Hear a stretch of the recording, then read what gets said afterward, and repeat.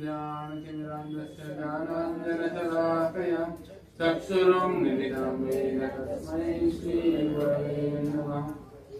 चैतन्यमनोभीष्टं स्थापितं येन भूतले स्वयं रूपः कदा मह्यं ददाति स्वपदान्तिकम्।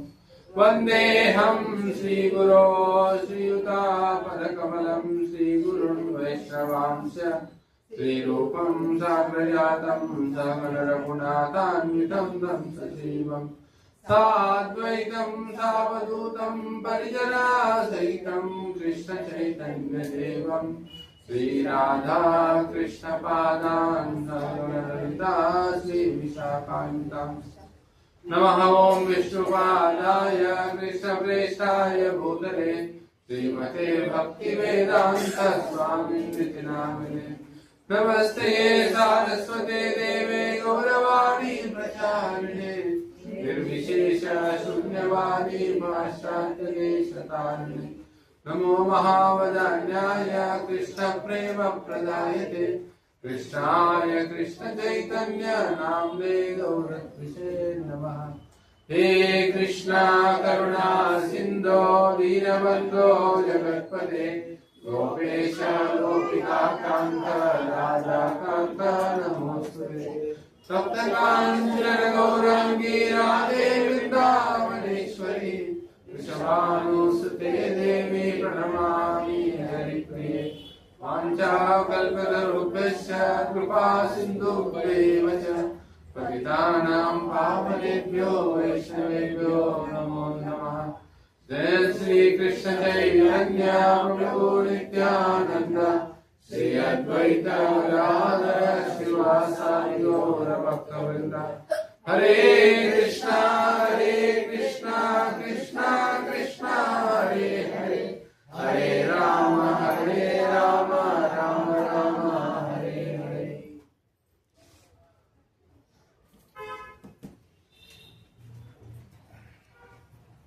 साधु साधु दायिनी चोत्तकार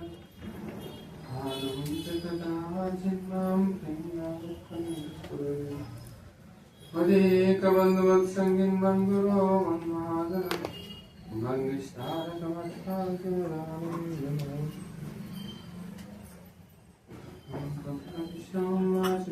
प्रसुप्तां सञ्जीवयति कन्यां शास्त्रश्रवणत्वगादिन् प्राणान् नमो भगवते पुरुषाय तुभ्यम्।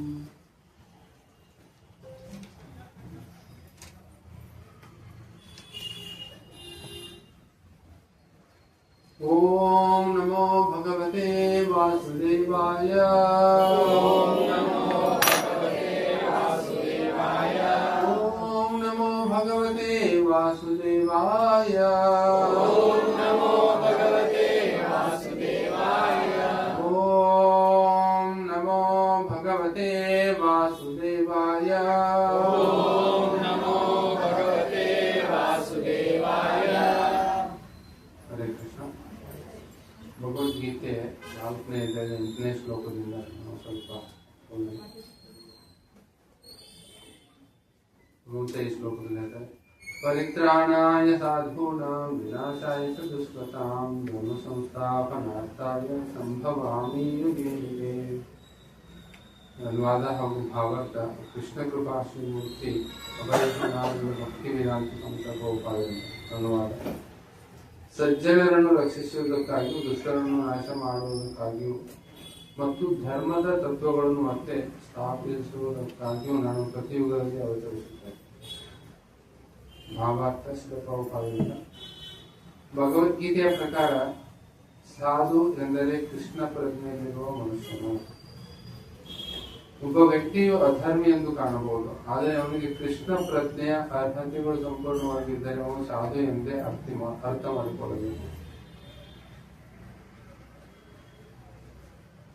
ದುಷ್ಕೃತಾಂ ಎನ್ನುವ ಪದವು ಶ್ರೀ ಕೃಷ್ಣ ಪ್ರಜ್ಞೆಗೆ ಲಕ್ಷ್ಯ ಕೊಡದವರಿಗೆ ಅನ್ವಯಿಸುತ್ತದೆ. ಇಂತಹ ದುಷ್ಟರು ಅಥವಾ ದುಷ್ಕೃತಾಂ ಆದವರನ್ನು ಅವರು ಐಹಿಕ ವಿದ್ಯೆಯಿಂದ ಭೂಷಿತರಾಗಿದ್ದರೂ ಮೂರ್ಖರು ಮತ್ತು ಅಧಮ ಮನುಷ್ಯರೆಂದು ವರ್ಣಿಸಿದರು. 100ಕ್ಕೆ 100ರಷ್ಟು ಕೃಷ್ಣ ಪ್ರಜ್ಞೆಯಲ್ಲಿ ತೊಡಗಿರುವವರನ್ನು ಅವರು ವಿದ್ವಾಂಸರಲ್ಲದಿದ್ದರೂ ಸುಸಂಸ್ಕೃತರಲ್ಲದಿದ್ದರೂ ಸಾಧು ಎಂದು ಪರಿಗಣಿಸಲಾಗುವುದು. ನಾಸ್ತಿಕರ ವಿಷಯ ಹೇಳುವುದಾದರೆ, ಭಗವಂತನು ರಾಕ್ಷಸರಾದ ರಾವಣ ಮತ್ತು ಕಂಸರನ್ನು ನಾಶ ಮಾಡಿದಂತೆ ನಾಸ್ತಿಕರನ್ನು ನಾಶ ಮಾಡಲು ತನ್ನ ನಿಜ ಸ್ವರೂಪದಲ್ಲಿ ಅವತರಿಸುವ ಅಗತ್ಯವಿಲ್ಲ. ರಾಕ್ಷಸರನ್ನು ನಾಶ ಮಾಡಲು ಭಗವಂತನಿಗೆ ಅನೇಕ ಬಂಟರಿದ್ದಾರೆ. ಆದರೆ ಭಗವಂತನ ಪರಿಶುದ್ಧ ಭಕ್ತರನ್ನು ರಾಕ್ಷಸರು ಸದಾ ಹಿಂಸಿಸುತ್ತಿರುತ್ತಾರೆ. ಮುಖ್ಯವಾಗಿ ಆ ಭಕ್ತರನ್ನು ತೃಪ್ತಿಗೊಳಿಸುವುದಕ್ಕೋಸ್ಕರ ಭಗವಂತನು ಇಳಿದು ಬರುತ್ತಾನೆ. ಭಕ್ತನು ತನ್ನ ನೆಂಟನೇ ಆದರೂ ರಾಕ್ಷಸನು ಅವನನ್ನು ಹಿಂಸಿಸುತ್ತಾನೆ. ಪ್ರಹ್ಲಾದ ಮಹಾರಾಜನು ತನ್ನ ಮಗನೇ ಆದರೂ ಹಿರಣ್ಯಕಶಿಪು ಅವನು ಹಿಂಸಿಸಿದ ಕೃಷ್ಣನ ತಾಯಿಯಾದ ದೇವಕಿಯು ಕಂಸನ ತಂಗಿಯಾದರು. ಕೃಷ್ಣನು ಅವನ ಮಗ ಎನ್ನುವ ಒಂದೇ ಕಾರಣಕ್ಕೆ ಆಕೆ ಮತ್ತು ಆಕೆ ಗಂಡ ವಸುದೇವನನ್ನು ಹಿಂಸೆಗೆ ಒಳಗಾಗಬೇಕಾಯಿತು. ಆದ್ದರಿಂದ ಶ್ರೀಕೃಷ್ಣನು ಕಂಸನನ್ನು ಕೊಲ್ಲುವುದಕ್ಕಿಂತ ಹೆಚ್ಚಾಗಿ ದೇವಕಿಯನ್ನು ರಕ್ಷಿಸುವುದಕ್ಕಾಗಿ ಅವತಾರವಿಟ್ಟಿದೆ. ಆದರೆ ಎರಡೂ ಏಕಕಾಲದಲ್ಲಿ ಸಾಧಿತವಾದವು.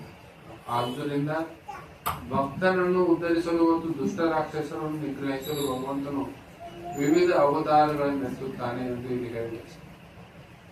ಕೃಷ್ಣದಾಸ್ ಕವಿರಾಜನ ಚೈತನ್ಯ ಚರಿತಾಮೃತದ ಮಧ್ಯದಲ್ಲಿ 20ನೇ ಅಧ್ಯಾಯದ 263 ಮತ್ತು 264ನೇ ಶ್ಲೋಕದಲ್ಲಿ ಕೆಳಗಿನ ಅವತಾರದ ಈ ತತ್ವವನ್ನು ಹೀಗೆ ಸಂಗ್ರಹಿಸಿ ಹೇಳುತ್ತದೆ.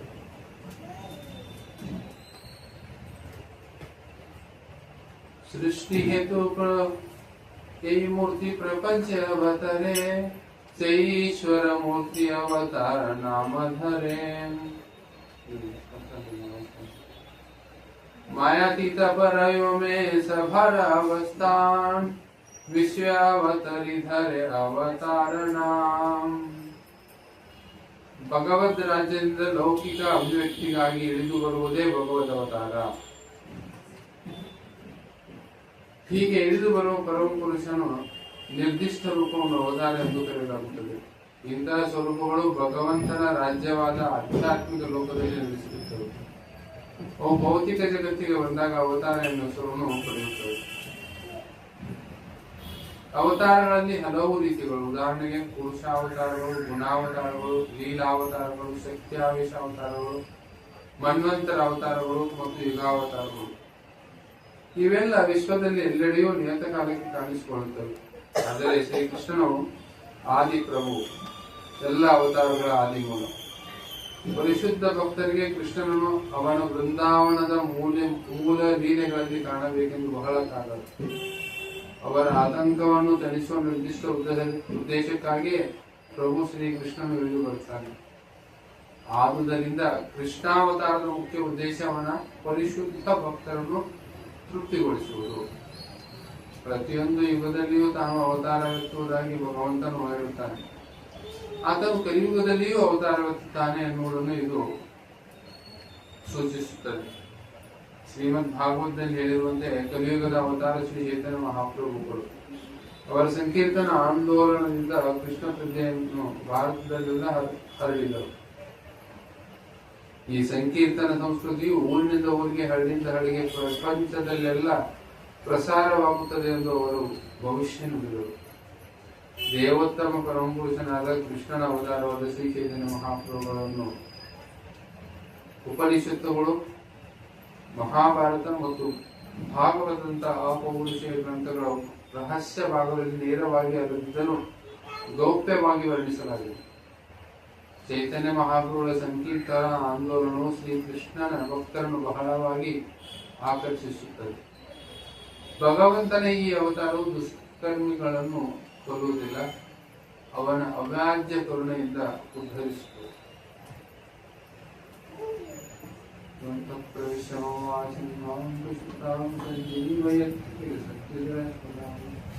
ಕನ್ಯಾಂ ಚ ಹಸ್ತಶ್ರವಣತ್ವಗಾದಿಂ ಪ್ರಾಣ ನಮೋ ಭಗವತೆ ಪುರುಷಾಯ.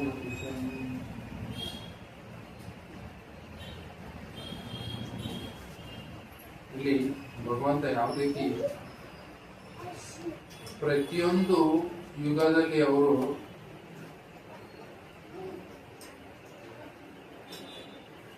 ಒಂದು ಧರ್ಮದ ಒಂದು ಅವನತಿ ಆದಾಗ ಧರ್ಮದ ಒಂದು ರಕ್ಷಣೆಯನ್ನು ಮಾಡಿ ವಿಶೇಷವಾಗಿ ಧರ್ಮವನ್ನ ಎತ್ತಿ ಹಿಡಿಯುವಂತ ಅವರ ಭಕ್ತರ ಸಾಧು ಪರಿತ್ರಾಣಾಯ ಸಾಧುನ. ಮೊದಲು ಇಲ್ಲಿ ಭಗವಂತ ಹೇಳ್ತಾ ಇರೋದೇನು? ಪರಿತ್ರಾಣಾಯ ಸಾಧುನ, ನಾನು ಭಕ್ತರ ರಕ್ಷಣೆಗೋಸ್ಕರ ಹೋಗ್ತೀನಿ. ವಿನಾಶಾಯ ದುಷ್ಕೃತ.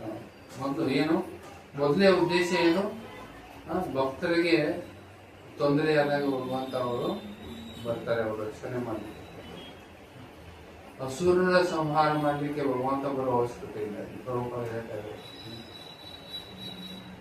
ಭಗವಂತ ಅಸುರನ ಸಂಹಾರ ಯಾವ ರೀತಿ ಅದನ್ನು ಮಾಡ್ಬೋದು. ಅವನಿಗೆ ಅನೇಕ ಶಕ್ತಿಶಾಲಿಯಾದಂತ ಭಕ್ತರಿದ್ದಾರೆ, ಆಯುಧಗಳಿದ್ದಾವೆ. ಅವನ ಒಂದು ಅನೇಕ ಪರಿಕರಿದ್ದಾರೆ, ಅವರು ಆ ಕಾರ್ಯಗಳನ್ನು ಮಾಡಬಹುದು. ಭಗವಂತನಿಗೆ ಸ್ವತಃ ಬರುವ ಅವಶ್ಯಕತೆ ಇಲ್ಲ. ಆದ್ರೆ ಶ್ರೀಕೃಷ್ಣ ವಿಶೇಷವಾಗಿ ಶ್ರೀಕೃಷ್ಣ ಜನ್ಮಾಷ್ಟಮಿ ಬರ್ತಾ ಇದೆ. ಭಗವಂತ ವಿಶೇಷವಾಗಿ ಬರೋದಿಲ್ಲ, ಯಾಕಂದ್ರೆ ಭಕ್ತರ ಒಂದು ಇಚ್ಛೆ ಇದೆ. ಭಕ್ತರ ಇಚ್ಛೆ ಇದೆ. ಭಗವಂತನ ಒಂದು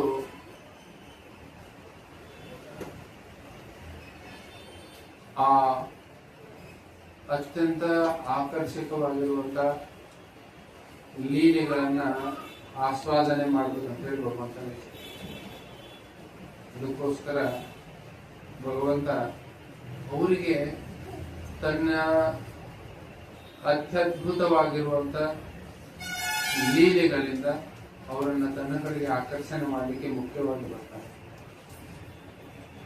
ಇಲ್ಲಿ ಪ್ರಭುಪಾದರು ಮೊದಲಿಗೆ ಹೇಳ್ತಾ ಇದ್ದಾರೆ, ಭಗವದ್ಗೀತೆಯ ಪ್ರಕಾರ ಸಾಧು ಎಂದರೆ ಕೃಷ್ಣ ಪ್ರಜ್ಞೆಯಲ್ಲಿರುವ ವ್ಯಕ್ತಿ ಅಂತ.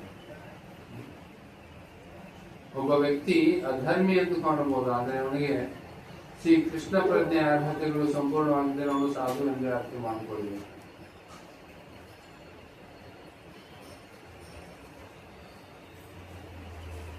ಭಗವಂತನ ಭಕ್ತರು ನಾವು ಅವನ್ನ ಯಾವ ರೀತಿ ಮಾನದಂಡವನ್ನದಿಂದ ಅವರು ಯಾವಾಗಲೂ ಭಗವತ್ ಸೇವೆಯಲ್ಲಿ ತೊಡಗಿರ್ತಾರೆ ಸಂಪೂರ್ಣವಾಗಿ. ಅವ್ರಿಗೆ ಇವತ್ತು ಭಗವಂತನ ಆಶ್ರಯವನ್ನ, ಭಗವಂತನ ಸೇವೆಯನ್ನ, ಭಗವಂತನ ನಾಮಸ್ಮರಣೆಯನ್ನು ಬಿಟ್ಟರೆ ಬೇರೆ ಏನೂ ಇಲ್ಲ.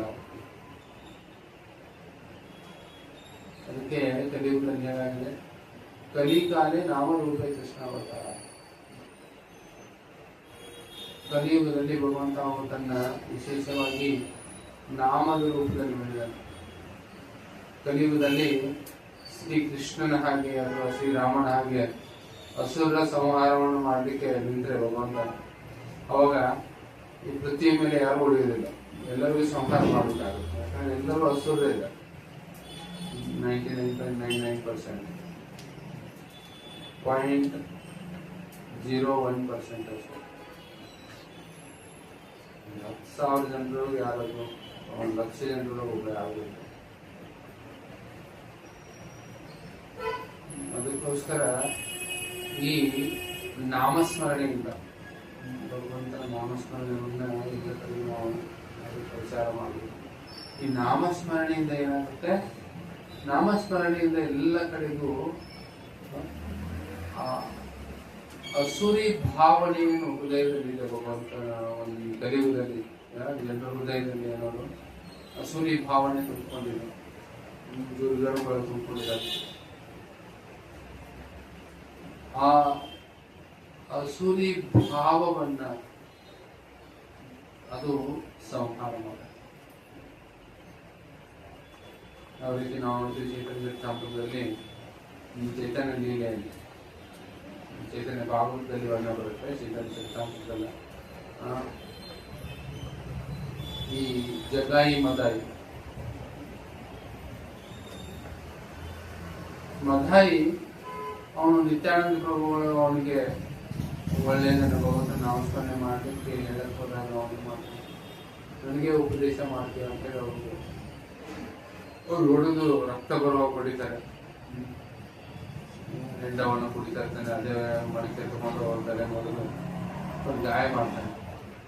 ಆ ಸಮಯದಲ್ಲಿ ಚೈತನ್ಯ ಮಹಾಪ್ರಭು ಬಹಳ ಅವ್ರಿಗೆ ಕೋಪ ಬರುತ್ತೆ. ಅವರು ಬಂದು ಏನ್ ಮಾಡ್ತಾರೆ, ಅವರು ಸುದರ್ಶನ ಚಕ್ರವನ್ನು ಆಹಾರ ಮಾಡಿ ಅವನಿಗೆ ಸಂಹಾರ ಮಾಡಲಿಕ್ಕೆ ಅಣಿಯಾಗ್ತಾರೆ. ಆಗ ನಿತ್ಯಾನಂದ ಪ್ರಭು ಹೇಳ್ತಾರೆ, ನೀವು ಕಲಿಯುಗದಲ್ಲಿ ನೀವೇನಾದ್ರೂ ಈ ರೀತಿ ಅಸ್ತ್ರಗಳನ್ನ ತೆಗೆದುಕೊಂಡ್ಬಿಟ್ಟು ಅವರು ಸಂಹಾರ ಮಾಡ್ಬೇಕಾದ್ರೆ ಏನಾಗುತ್ತೆ, ನೀವೆಲ್ಲರೂ ಸಂಹಾರ ಮಾಡ್ಬೇಕಾಗುತ್ತೆ, ಯಾರು ಹೊಡೆಯೋದಿಲ್ಲ. ಕಲಿಯುಗದಲ್ಲಿ ನಾವು ಬಂದಿರೋ ಉದ್ದೇಶ ಅಲ್ಲ. ಇವನಿಗೆ ಇವರ ಹೃದಯ ಪರಿವರ್ತನೆ ಆಗಬೇಕು. ನೀವು ಆ ನಾಮಸ್ಮರಣೆಯಿಂದ ಇವರು ಹೃದಯ ಪರಿವರ್ತನೆ ಮಾಡಿ ಕೊಂಡಕ್ಕೆ ಬಂದಿಲ್ಲ ಅಂತ ಹೇಳಿ. ದುಷ್ಕೃತಾಂ ಎನ್ನುವ ಪದವು ಶ್ರೀಕೃಷ್ಣ ಪ್ರಜ್ಞೆಗೆ ಲಕ್ಷ್ಯ ಕೊಡದವರಿಗೆ ಅನ್ವಯಿಸುತ್ತದೆ. ಇಂತಹ ದುಷ್ಟವಾದ ದುಷ್ಕೃತಾಂ ಆದವರನ್ನು ಅವರು ಐಹಿಕ ವಿದ್ಯೆಯಿಂದ ಭೂಷಿತರಾಗಿದ್ದರೂ ಮೂರ್ಖರು ಮತ್ತು ಅಧಮ ಮನುಷ್ಯರೆಂದು ವರ್ಣಿಸಿದರು. ಮೂರ್ಖರು ಎಷ್ಟೇ MA PhD ಆಗಿರ್ಬೋದು, PhD ಹೋಲ್ಡರ್ ಆಗಿದ್ರು ಕೂಡ ಏನು ಅವ್ರಿಗೆ ಮೂರ್ಖರೇ ಅಂತ ಹೇಳ. ಯಾಕಂದ್ರೆ ಅದು ನಮ್ಮ ಜೊತೆಗೆ ಪರ್ಮನೆಂಟ್ ಆಗಿ ಬರೋದಿಲ್ಲ. ಯಾವುದೇ ಜ್ಞಾನ ಇದ್ರು, ಎಷ್ಟೇ ನಾವು ಇವತ್ತಿನ ಪ್ರೆಸೆಂಟ್ ಟೈಮಲ್ಲಿ ಈಗಿನ ಸಮಯದಲ್ಲಿ ಏನು ಆರ್ಟಿಫಿಷಿಯಲ್ ಇಂಟೆಲಿಜೆನ್ಸ್ ಅದೆಲ್ಲ ಬಹಳ ನಾವು ಪ್ರೋಗ್ರಾಮಿಂಗ್ ಆ್ಯಪ್ಗಳು ಎಲ್ಲ ಮಾಡೋದ್ರಲ್ಲಿ ಬಹಳ ಪ್ರವೀಣರಾಗಿರ್ಬೋದು ಒಂದು ವ್ಯಕ್ತಿ. ಆದರೆ ಅದು ಯಾವುದೂ ಉಳಿಸೋದಿಲ್ಲ.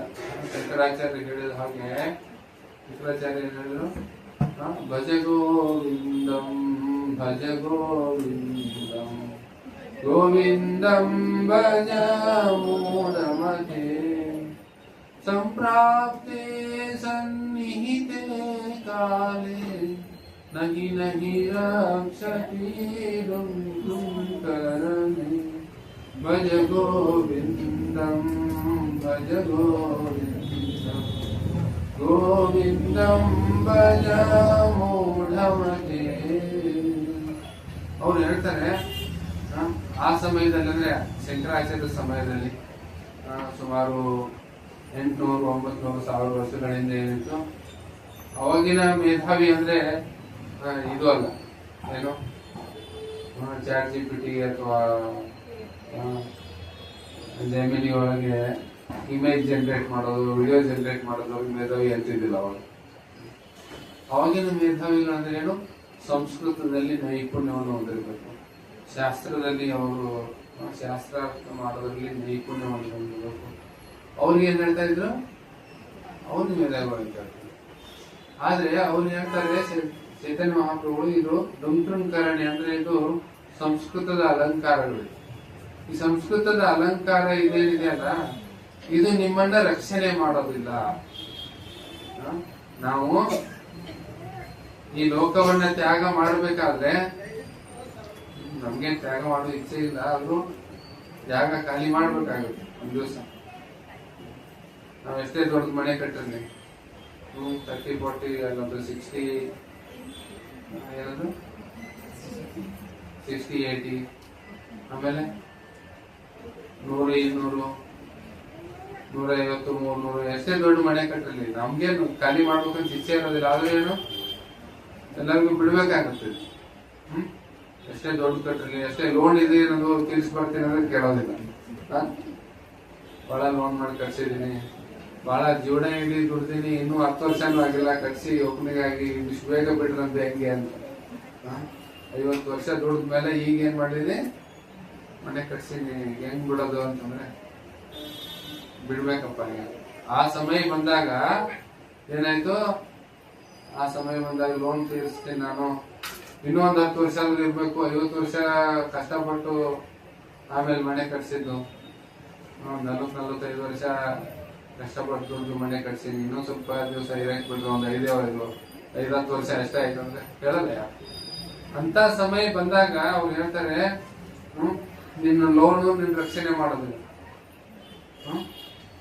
ನಿನ್ನ ಬ್ಯಾಂಕು, ನಿನ್ನ LIC ಪಾಲಿಸಿ ಯಾವುದೋ ರಕ್ಷಣೆ ಮಾಡೋದಿಲ್ಲ. ಅವ್ರು ಹೇಳ್ತಾರೆ ಆ ಸಮಯದಲ್ಲಿ ಏನು, ನಿನ್ನ ಮೇಧಾವಿತರ ನಿನ್ನ ರಕ್ಷಣೆ ಮಾಡೋದಿಲ್ಲ,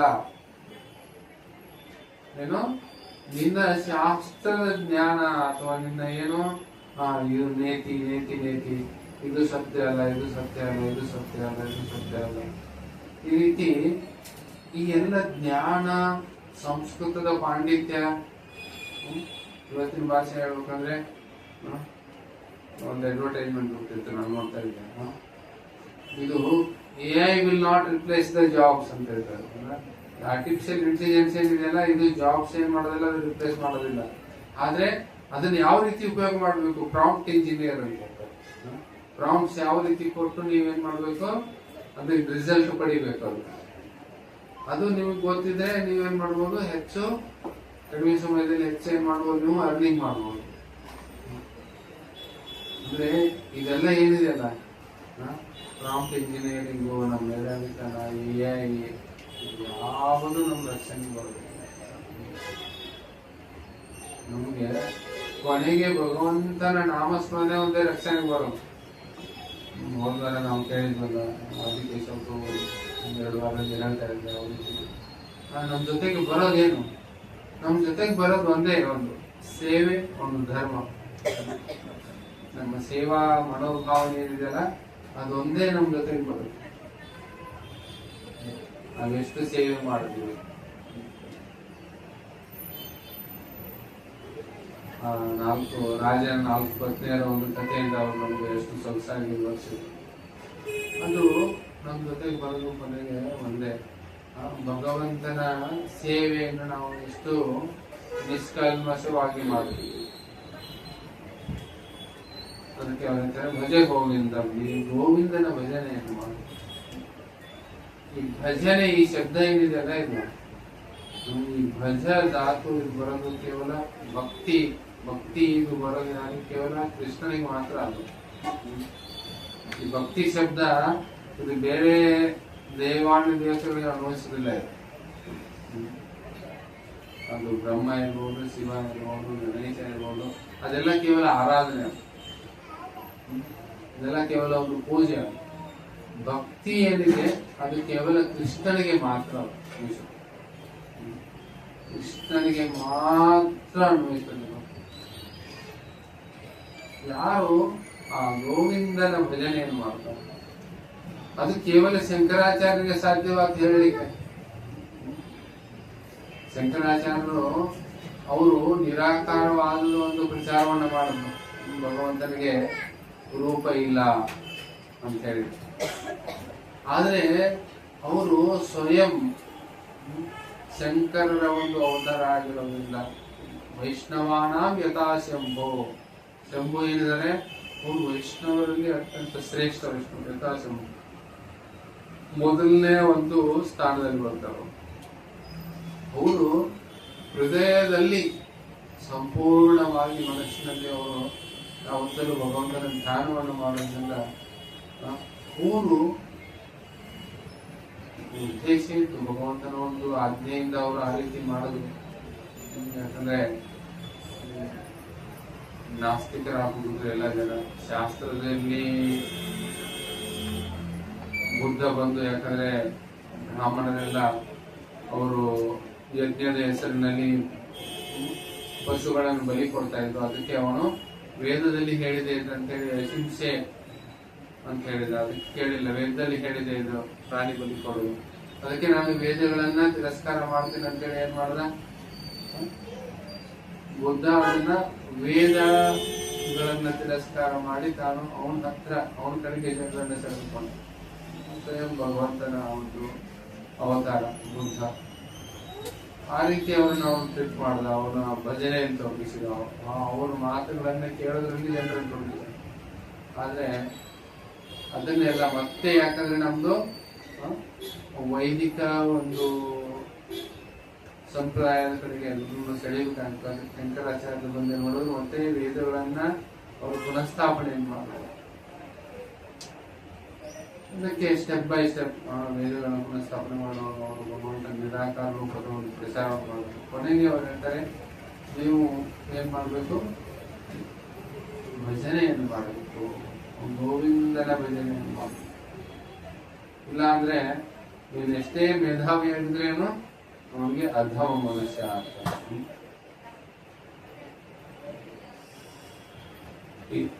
ಐಹಿಕ ವಿದ್ಯೆಯಿಂದ ಭೂಷಿತರಾಗಿದ್ದರೂ ಮೂರ್ಖರು, ದುಷ್ಕೃತಾಂ ಆದವರನ್ನು ಅಧಮ ಮನುಷ್ಯರೆಂದು ವರ್ಣಿಸಿದೆ. ಅಂದ್ರೆ ಅವ್ರಿಗೂ ಕೂಡ ಎನಿಸಿದೆ ಅಧಮರು. ವೈದಿಕ ಜ್ಞಾನ ಇರ್ಬೋದು, ಆದ್ರೂ ಕೂಡ ಅವ್ರನ್ನ ಏನಿದೆ ಅಧಮ ಅಂತ. ರಾವಣ್ಗೆ, ಕುಂಭಕರ್ಣನಿಗೆ, ಮತ್ತೇನು ಹಿರಣ್ಯಕಶಿಪುವಿಗೆ ಅವ್ರಿಗೆ ಇರ್ಲಿಲ್ವಾ? ಅವ್ರಿಗೂ ಕೂಡ ಏನಿತ್ತು? ಭಕ್ತಿ ಇತ್ತ. ಯಾರಲ್ಲಿ ಭಕ್ತಿ ಇರಲಿಲ್ಲ, ಅವ್ರಿಗೆ ಜ್ಞಾನ ಇತ್ತು, ತುಂಬಾ ಜ್ಞಾನಿಗಳಾಗಿತ್ತು. ಅವ್ರ ಆತ್ಮದ ಮೇಲೆ ಪ್ರವಚನ ಕೊಡ್ರು ಅಂತಂದ್ರೆ ನಮ್ಗಿಂತ ಒಳ್ಳೆ ಪ್ರವಚನ ಕೊಡ್ತಿದ್ರು. ಎಲ್ಲರನ್ನು ಮೀರಿಸುವ ಪ್ರವಚನ ಕೊಡ್ತಾ ಇದ್ರು. ಆದ್ರೆ ಅವ್ರಿಗೆ ಭಕ್ತಿ ಇರಲಿಲ್ಲ. ಆ ಭಕ್ತರ ಮೇಲೆ ದ್ವೇಷ ಇತ್ತು ಅವ್ರಿಗೆ. ಭಕ್ತರನ್ನ ಅವ್ರು ಏನ್ ಮಾಡ್ತಾ ಇದ್ರು? ದ್ವೇಷಿಸ್ತಾ ಇದ್ರು. ಅದಕ್ಕೋಸ್ಕರ ಭಗವಂತ ತನ್ನ ಭಕ್ತರ ಸಂರಕ್ಷಣೆ ಮಾಡೋದಕ್ಕೋಸ್ಕರ ಅವ್ರು ಏನ್ ಮಾಡ್ದ? ಅವರನ್ನ ಸಂಹಾರ ಮಾಡ್ಬೇಕಾಯ್ತು. ಭಗವಂತನಿಗೆ ಹಿರಣ್ಯಕಶಿಪುವಿನ ಸಂಹಾರ ಮುಖ್ಯ ಉದ್ದೇಶ ಅಲ್ಲ, ಪ್ರಹ್ಲಾದನ ರಕ್ಷಣೆ ಮುಖ್ಯ ಉದ್ದೇಶ. ಪ್ರಹ್ಲಾದನಿಗೆ ಅವನು ತೊಂದರೆ ಕೊಟ್ಟ ಕಾರಣ ಅತ್ಯಂತ ಕುಪಿತನಾಗ್ಬಿಟ್ಟಿದೆ ಹಿರಣ್ಯಕಶಿಪು. ತುಂಬಾ ಕೋಪಗೊಂಡು ಅವನು ಏನ್ ಮಾಡ್ದ? ಅವನು ಪ್ರಹ್ಲಾದನ ರಕ್ಷಣೆಗೋಸ್ಕರ ಬರ್ತಾನೆ. ಪ್ರಹ್ಲಾದನ ಒಂದು ವಚನವನ್ನ ಸತ್ಯ ಮಾಡ್ಲಿಕ್ಕೋಸ್ಕರ ಬರ್ತಾನೆ. ಸತ್ಯಂ ವಿಧಾತುಂ ನಿಜವೃತ್ತ ಭಾಸಿತಂ ಪ್ರಾಪ್ತಿಂ ನಿಜಭೂತೇಶ್ವಕಿಲೇಶು ಶಾತ್ಮನಃ. ಸತ್ಯಂ ವಿಧಾತುಂ ನಿಜವೃತ್ತ ಭಾಷಿತಂ. ತನ್ನ ಸೇವಕ ನಿಜವೃತ್ತ, ತನ್ನ ಸೇವಕನ ಒಂದು ಮಾತನ್ನ ನಿಜವಾಗಿಸ್ಲಿಕ್ಕೆ ಎಲ್ಲ ಕಡೆಗೂ ಇದ್ರೂ ಕೂಡ ವ್ಯಾಪ್ತಿಂಚ ಭೂತೇಶು ಅಖಿಲೇಶು ಶಾತ್ಮನಃ. ಪ್ರತಿಯೊಂದರ ಹೃದಯದಲ್ಲಿ ಅವನು ಪರಮಾತ್ಮ ರೂಪದಲ್ಲಿದ್ದಾನೆ, ಪ್ರತಿಯೊಂದು ಅನುಭವದಲ್ಲಿದ್ದಾನೆ. ಅಂಡಾಂತರಸ್ತು ಪರಮಾನುಚಯಾಂತರಸ್ಥಂ. ಕೇವಲ ಅಣುಗಳಲ್ಲ, ಎರಡು ಅಣುಗಳ ಮಧ್ಯದಲ್ಲಿ ಅವನಿದ್ದಾನೆ ಭಗವಂತ. ಅಂತವನು ಆ ಪ್ರಹ್ಲಾದನ ಒಂದು ಭಾಷೆಯನ್ನ ಸತ್ಯವನ್ನಾಗಿಸಿದವನೇನ್ ಮಾಡೋದ? ಆ ಕಂಬದಿಂದ ಸ್ತಂಭೇ ಸಭಾಯ ನ ಮೃಗಂ ನ ಮಾನುಷಂ. ಆ ಸಭೆ ಹಿರಣ್ಯಕಶಿಪುವಿನ ಅರಮನೆ ಏನಿದೆ, ಅದರ ಅರಮನೆಯ ಒಂದು ಕಂಬದಲ್ಲಿ ಅವನು ಪ್ರಹ್ಲಾದನ ಭಾಷೆಯಿಂದ ಸತ್ಯಗೊಳಿಸಲಿಕ್ಕೆ ಅವನು ಪ್ರಕಟನಾಗ್ತಾನೆ. ಪ್ರಹ್ಲಾದನ ರಕ್ಷಣೆಗೋಸ್ಕರ ಅವನು ಪ್ರಕಟನಾಗ್ತಾನೆ. ಅದಕ್ಕೆ ಯಾವಾಗ್ಲೂ ಭಕ್ತರಿಗೆ ಯಾರಾದ್ರೂ ಹಿಂಸೆಯನ್ನು ಮಾಡಿದ್ರೆ, ಅವರು ತೊಂದರೆಯನ್ನು ಕೊಟ್ಟರೆ ಭಗವಂತ ಅದನ್ನ ಸಹನೆಯನ್ನ ಮಾಡ್ಕೊಳ್ಳೋದು. ಅದು ಮುಖ್ಯ ಉದ್ದೇಶ ಭಗವಂತ ಬರೋದು. ಮತ್ತೆ ಸಾಧು ಇಲ್ಲಿ ಶಬ್ದ ಪರಿತ್ರಾಣಾಯ ಸಾಧೂನಾ. ಸಾಧು ಈ ಶಬ್ದ ಅಂದ್ರೆ ನಾವು ಏನ್ ತಿಳ್ಕೊಳ್ತೀವಿ?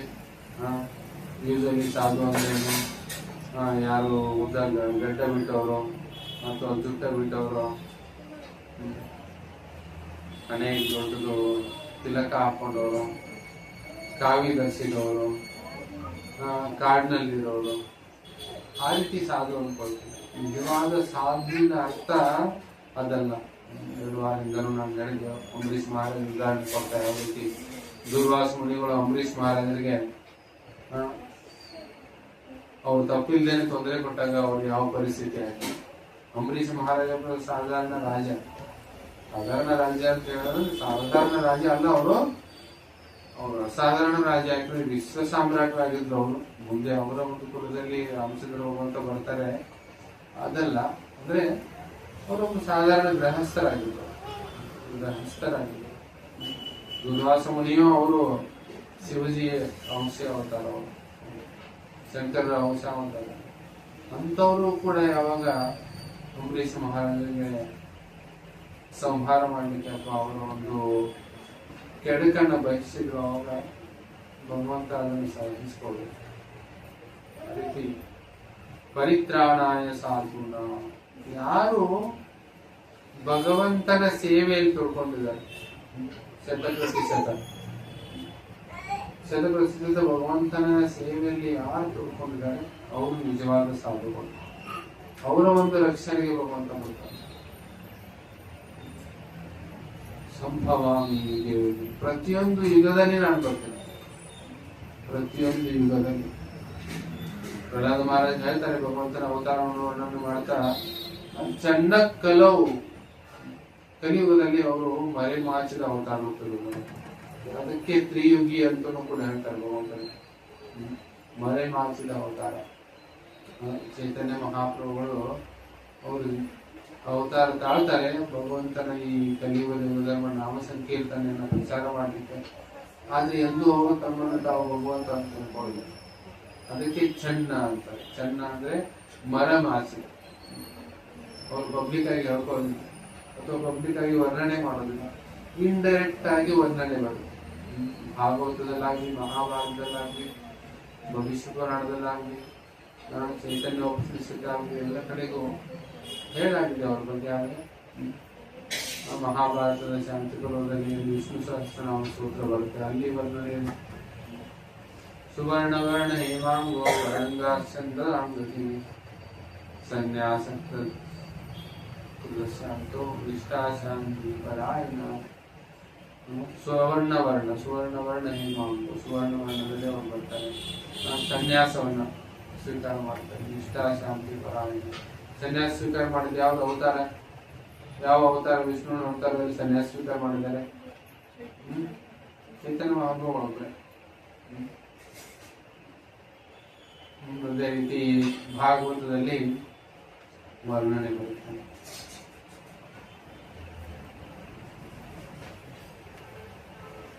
ಕಲಿಯುಗದಲ್ಲಿ ಯಾವ ರೀತಿ ಬುದ್ಧಿ ಬರ್ತಿದ್ದಾರೆ. ಸುಮೇಧಸಃ ಏನು ಶ್ಲೋಕ ಪ್ರಾರಂಭ ಆಗುತ್ತೆ. ಸುಮೇಧಸಃ ಕೃಷ್ಣವರ್ಣಂ ಪಿಶಾ ಕೃಷ್ಣಂ ಸಾಂಗೋಪಾಂಗಾಸ್ತ್ರಭಾಷಣಂ ಯಜ್ಞೈ ಸಂಕೀರ್ತನ ಪ್ರಾಯೇ ನಿಜಂತಿ ಸುಮೇಧಸಃ. ಭಾಗವತದಲ್ಲಿ ಯಾರಾದ್ರೆ ಚೈತನ್ಯ ಮಹಾಪ್ರಭುಗಳನ್ನು ವರ್ಣನೆ ಮಾಡ್ತಾ ಇದ್ದಾರೆ. ಕೃಷ್ಣವರ್ಣಂ ಪಿಶಾ ಕೃಷ್ಣಂ, ಅವರು ಕೃಷ್ಣನ ವರ್ಣಕ್ಕೆ ಸೇರಿದವರು. ವರ್ಣ ಅಂದ್ರೆ ವರ್ಣಮಾಲೆ ಇದೆ ನಮ್ದು. ವರ್ಣಮಾಲೆಯಲ್ಲಿ ಏನಾಗ್ತೀನಿ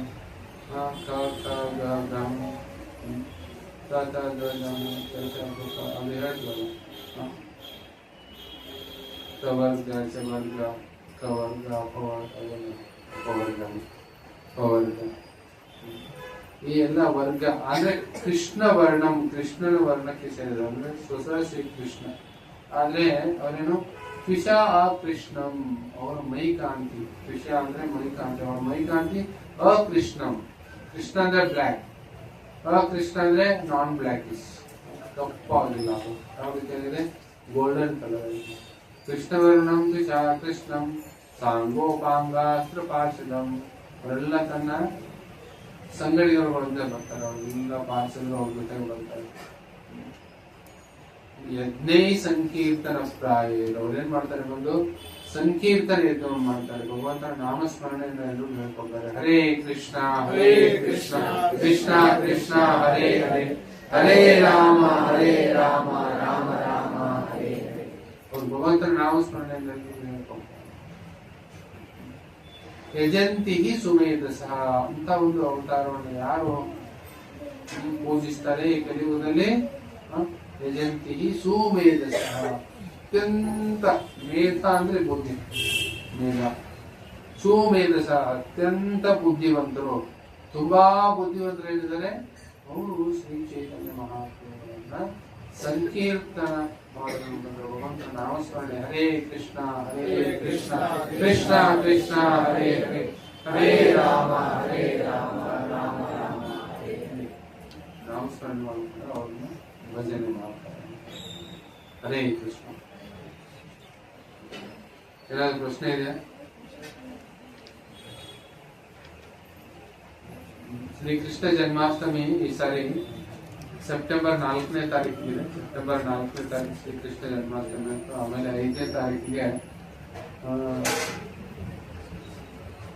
ಶಿಲ ಪ್ರಭುಪಾದರ ಒಂದು ವ್ಯಾಸ ಪೂಜೆ, ಶಿಲ ಪ್ರಭುಪಾದ ಜನ್ಮ ದಿನೋತ್ಸವ, ಎರಡೂ ಕಾರ್ಯಕ್ರಮದಲ್ಲಿ ನೀವು ಸೇವೆಯಲ್ಲಿ ಪಾಲ್ಗೊಳ್ಳಿ. ಈ ಸಾರಿ ನಾವು ಶ್ರೀಕೃಷ್ಣ ಜನ್ಮಾಷ್ಟಮಿಯನ್ನ ಗುಂಡಿ ಛತ್ರದಲ್ಲಿ ಮಾಡ್ತಾ ಇದ್ದೀವಿ. ಗುಂಡಿ ಛತ್ರ ರಥಯಾತ್ರೆ ಸ್ವಲ್ಪ ಅಲ್ಲಿ ವಿಶಾಲವಾಗಿ ಜಾಗ ಇದೆ, ಹೆಚ್ಚು ಜನ ಬರ್ಬೋದು, ಸೆಂಟ್ರಲ್ ಪ್ಲೇಸ್. ಗುಂಡಿ ಛತ್ರದಲ್ಲಿ ಈ ಸಾರಿ ಶ್ರೀಕೃಷ್ಣ ಜನ್ಮಾಷ್ಟಮಿಯನ್ನು ಆಚರಿಸ್ತಾ ಇದ್ದೀವಿ. ಇನ್ನೂ ಇನ್ವಿಟೇಷನ್ ರೆಡಿ ಆಗಿಲ್ಲ, ಸೋಮವಾರ ಮಂಗಳವಾರ ಬರುತ್ತೆ. ಆಮೇಲೆ ನೀವು ಅದನ್ನು ತೆಗೆದುಕೊಂಡು ಹೋಗಿ ಎಲ್ಲರಿಗೂ ಇನ್ವೈಟ್ ಮಾಡಿ. ಹರೇ ಕೃಷ್ಣ. ಏನು ಪ್ರಶ್ನೆ ಇದೆ ಯಾರು?